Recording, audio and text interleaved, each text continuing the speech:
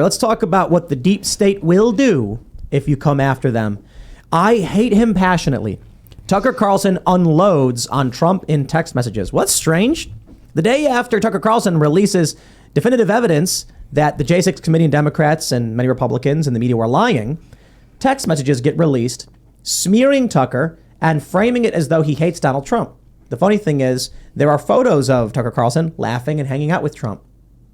This is two things: a distraction and an attack. Mm-hmm. Stop people from talking. So when you search for Tucker Carlson right now, you'll see, so earlier today I'm doing research on all these stories. Tucker Carlson drops these videos.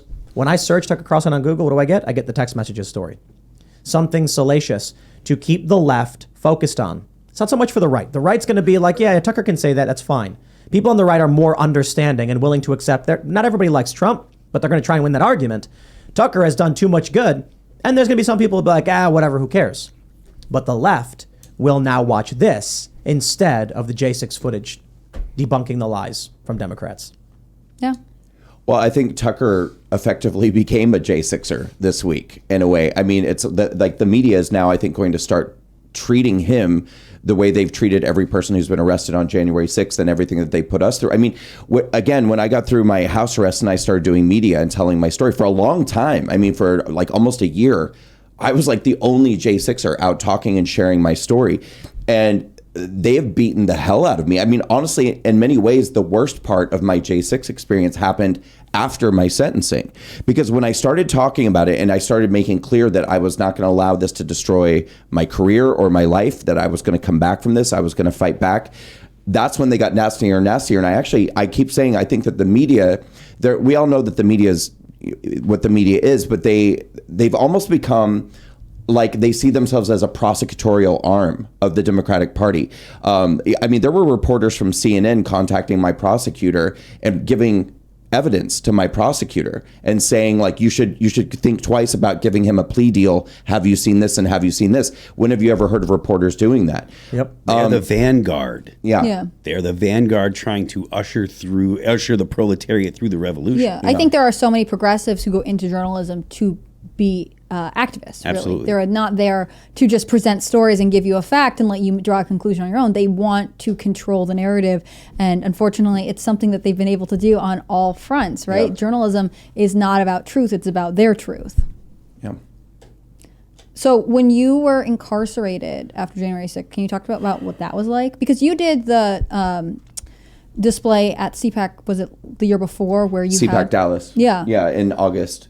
And I don't know if everyone knows what it was, but there was a jail cell. Right. Yeah, so I did essentially a performance art piece at CPAC where we erected a life-size prison cell 8x8. I mean, the only difference is that it had bars, and an actual prison cell like the J6ers are being held in is concrete bricks and a metal door where these people, many of them are in solitary confinement and have been for years. Which is insane because I was in there for 2.5 days. Okay. Like it was, and in that 2.5 days, I was also not let out.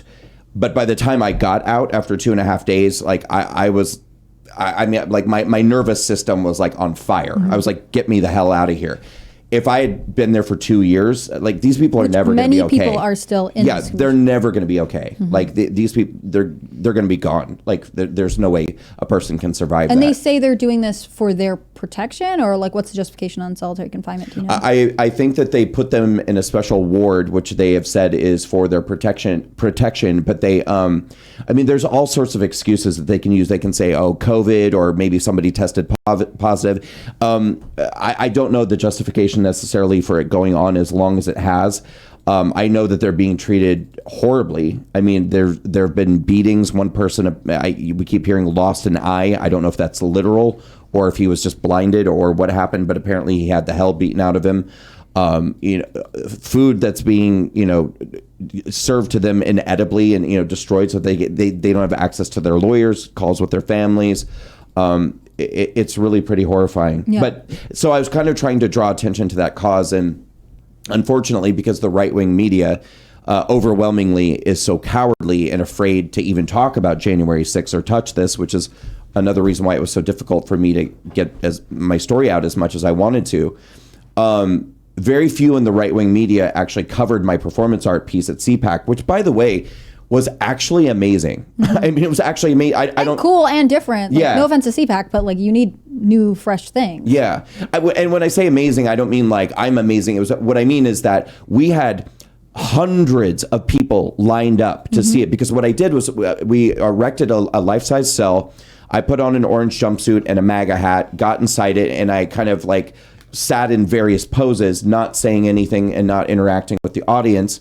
I allowed them to come. They could talk to me. They could pray. They could do whatever they wanted to, but I didn't interact. All I had was a chalkboard on the black wall, and I would keep getting up and changing the messages to say things like, where is everybody? Why am I alone? What, things like that. And then we had audio. Yeah, I was going to ask about the audio component. Yeah, so we had 20 or 30 wireless headsets, and people could come and they could put the headsets on, and while they were kind of looking at the visual, which was me in the cell, we had 3 different channels they could switch between, which were the voices of real J6ers telling their stories about being raided by the FBI, by being abducted, by being taken and put in a cell, and the charges they faced and what it was like going through the DOJ. It was very powerful, and people were like weeping and watching this. It was amazing. And then, of course, only the left-wing media was there, so all you heard about was this unhinged CPAC performance, that was like a carnival. And at one point, Marjorie Taylor Greene did come inside and she held my hands and she prayed. And I mean, it was lovely. But a lot of people were unwilling to interact with what you had set up. Oh, no. From the audience, you mean? No, I mean like a lot of conservative public figures that might be at CPAC, like Marjorie Taylor Greene went up to it, but she did. Yeah, there weren't that many big personalities that came in were a part of it. But I'm even just talking about the media. I mean, it wasn't reported on by Fox News or Newsmax or pretty much anybody on the right. So the coverage was, we just got dragged so hard with them. Except on Twitter. That's where I heard about it because I wasn't there that year, and like Twitter was in love with it, or at least conservative Twitter was like, this I is must so have missed those fascinating. tweets. People would, I wasn't on Twitter at the time, and people would text them to me, and they'd be like, this is just unusual, it's different. And I think especially for, conferences, people don't expect performance art, but I think so many people have questions about what happened to the January 6th people, right? Like, even if you don't agree with the violence and you don't support it, there are so many unanswered questions that I think a lot of people want answers to. And that's why I ask, like, why do you think it's that people can't grasp that domestic terrorists are left-wing in America? Because for so long we've been fed, conservatives have guns, conservatives are violent, conservatives are this, that, and the other. Like, look at Ruby Ridge, look at all these things. Like, there is an idea that because they want to be left alone, or, they're more interested in safeguarding their own rights, they don't want to comply with this larger narrative, that conservatives are the ones who we have to be nervous about. Well, but sorry, that's what I think is great about what Tucker's doing, is that it doesn't erase the imagery of people who, broke windows or fought with police officers. Of course not. And nobody's saying that. Like, nobody's trying to rewrite the narrative and act like the violence didn't happen. What we're trying to do is provide a little more nuance and context here, and also to point out, just because a person got arrested or charged doesn't mean that they were a part of the let's overthrow the government gang. Why didn't Trump just pardon everybody?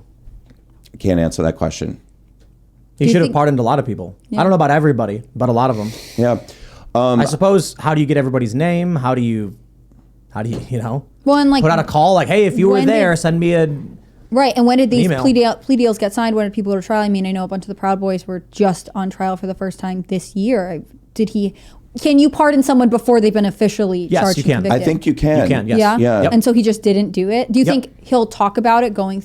Like, that's Well, the thing about he this said coming now they should cycle. all be let go. He came out on Truth Social saying, following the release On of this Truth- footage, all of these people should be released. Yeah.